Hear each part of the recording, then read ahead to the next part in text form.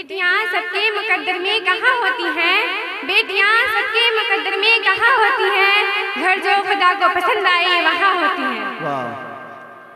सरकारी दो आलम नूर मुजस्सम सल्लल्लाहु अलैहि वसल्लम ने इरशाद फरमाते हैं कि जिस घर में बेटी पैदा होती है उसी दिन उस घर में 70,000 फरिश्तों का नुज़ूल होता है। इब्ने हजर अस्क़लानी ने लिखा कि बेटियों को नफरत की नज़र से देखने वालों, बेटियों को जहर की नज़र से देखने वालों, बेटियों को बोझ समझने वालों, बेटी कुछ मांगती है तो मुँह फेर कहते हो बहुत हो गया बस मांगते ही रहते हो, और अगर वही चीज़ बेटा मांगे तो फौरन उठा कर दे देते हो।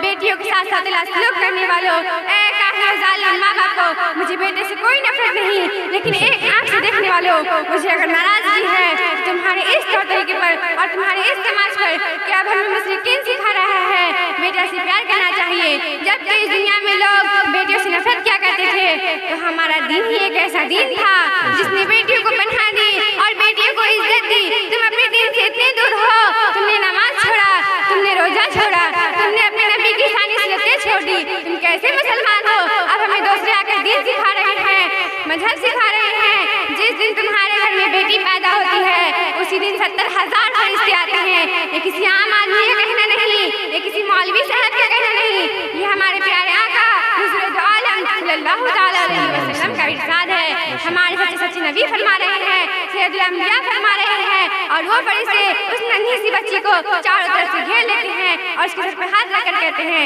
ए कमजोर जान से पैदा होने वाली कमजोर जान। औरतें सिर्फ नाजुक हैं, वो कमजोर हैं और उससे एक कमजोर जान पैदा ले रही हैं। इससे फरिश्ते कहते हैं, ए कमजोर जान से पैदा होने वाली कमजोर जान, तुझे मुबारक हो कि जब तक इस घर में रहेगी हम तेरे साथ इसी घर में रहेंगे। एक बेटी है तो 70,000 फरिश्ते, दो बेटी है तो 1,40,000 फरिश्ते, अगर 3 बेटी है तो 2,10,000 फरिश्ते। इसी से अंदाजा लगा लीजिए क्या वहाँ किसी ताबीज़ की जरूरत होगी। लेकिन ये कब होगा जब बेटियों की कदर जाने।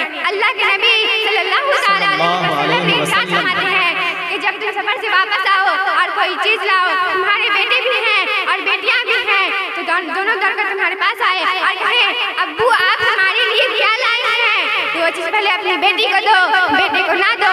लेकिन यहाँ अक्सर देखा गया है बेटियां ज्यादा होती है तो बेटियों से मोहब्बत कम हो जाती है, लेकिन यहाँ भी मेरे नबी इरशाद फरमाते हैं बेटियां ज्यादा है बेटे कम है, फिर भी पहले बेटी को दो क्योंकि पहले हकदार बेटी है, फिर बाद में बेटे को दो।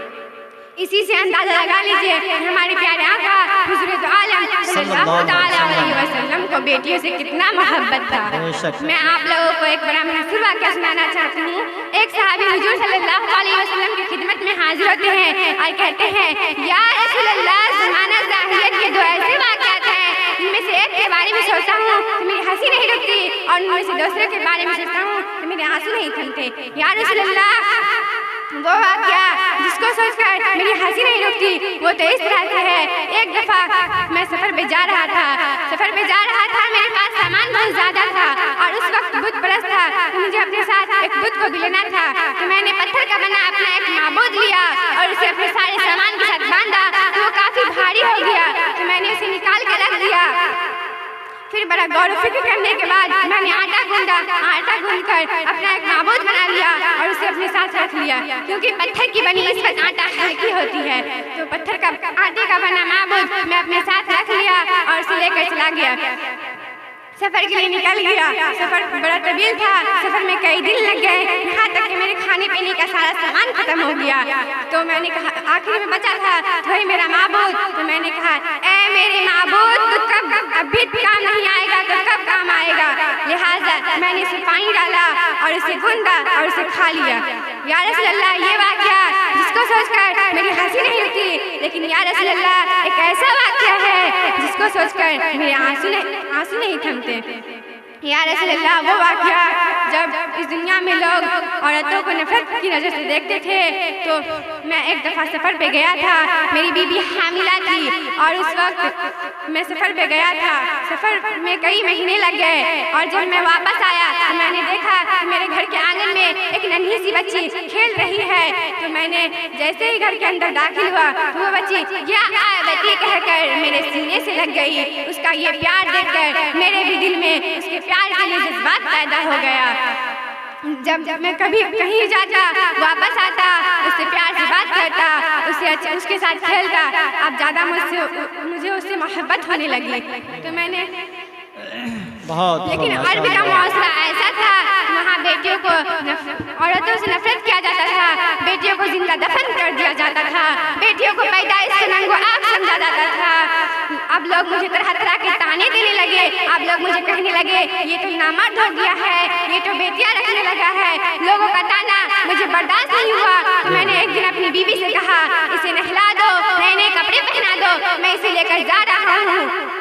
बीवी समझ चुकी थी कि मेरा शौहर मेरी बेटी को कहाँ लेकर जा रहा है, और आंखों में आंसू लेकर अपनी बेटी को नहलाती है, धुलाती है, और बेटी कहती है अम्मी जान आप क्यों रो रहे हैं, अब्बू जान तो मुझे फलक के दिले में ले जा रहे हैं, मेरी सहेलियों के पास मुझे घुमाने ले जा रहे हैं, वहाँ शादी है, वहाँ मैं मस्ती करूँगी, आप ना रोए, अब्बू जान मुझे जरूर वापस लेकर आएंगे। लेकिन माँ तो समझ चुकी थी कि आखिर माजरा क्या है, और फिर उसके बावजूद भी आंखों से आंसू पोंछती है और कहती है, अपनी बेटी को नहलाती है, धुलाती है, नए नए कपड़े पहनाती है और खाना खिलाती है, और उसके बाप के साथ उसे रवाना कर देती है। उसका बाप उसका हाथ पकड़ता है और उसे लेकर चला जाता है। चलते चलते एक सहरा आता है, वो सहरा पे रुकती है और कहती है अब्बू जान आप मुझे तो फला कबीले में ले जा रहे थे, मेरी सहेलियों के पास ले जा रहे थे, आप तो मुझे घुमाने ले जा रहे थे, ये आप मुझे कहाँ ले आए हैं। लेकिन उसका बाप कुछ जवाब नहीं देता,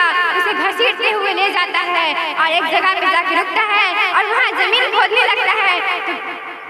तो जमीन खोदने लगता है, बेटी सवाल करती रहती है, लेकिन उसका बाप कुछ जवाब नहीं देता। और मेरे यहाँ तक कि मेरे पेशानी पे पसीने आ गए कि मेरी बेटी ने अपने नन्हे नन्हे हाथों से मेरे पसीने को पोंछा, और मैं गड्ढा खोद रहा था, मेरी बेटी मिट्टी हटा रही थी। मेरा पत्थर दिल उसका ये काम देख करके भी नरम नहीं हुआ, और जैसे ही मेरा काम खत्म हुआ मैंने अपनी बेटी को गड्ढे में दे मारा। जैसे ही मैंने उसे रख गड्ढे में दे मारा तो वो कहने लगी अब्बू जान ये आप हमारे साथ क्या कर रहे हैं, लेकिन कुछ जवाब नहीं देता। और फिर मैं मिट्टी डालने लगा तो कहने लगी अब्बू जान मेरी अम्मी से ये ना कहना कि आप मुझे गड्ढे में दफन करके आ गए हैं, मेरी अम्मी से ये कह देना कि वो अपने सहेलियों के पास रुक गई है, वहीं रहेगी। अब्बू जान आप मेरी अम्मी से ये ना कहना कि आप मुझे गड्ढे में दफन करके आ गए हैं, अब्बू जान आप मेरी अम्मी से ये ना कहना कि आप मुझे गड्ढे में दफन करके आ गए हैं। या रसूल अल्लाह, ये वाक़या जिसको सोचकर मेरे आंसू नहीं थमते, वो वाक़या जिसको सोचकर मेरी हंसी नहीं रुकती। या रसूल अल्लाह, मैं अपने इस गुनाहों की माफ़ी चाहता हूँ, मैं अपने इस गुनाह से तौबा करना चाहता हूँ। लेकिन सरकारी दो आलम हज़रत मुजस्सम सल्लल्लाहु अलैहि वसल्लम ने इरशाद फरमाते हैं कि अगर इस गुनाह का पकड़ करने का मुझे इख्तियार होता तो मैं तुम्हारे इस गुनाह का सबसे पहले पकड़ करता, लेकिन इस गुनाह का पकड़ करने का कुछ इख्तियार नहीं था। मैंने उसे, और उस वक्त नबी करीम सल्लल्लाहु अलैहि वसल्लम की गोदी में सैयदा फातिमा ज़हरा रज़ियल्लाहु अन्हा होती है, और वो सैयदा फातिमा को सीने से लगा लेती है और कहती है बेटियां से मोहब्बत करे, क्योंकि बेटियां पैदा इसलिए की गई है जिससे मोहब्बत करे, बेटियां मोहब्बत करने वाली होती है।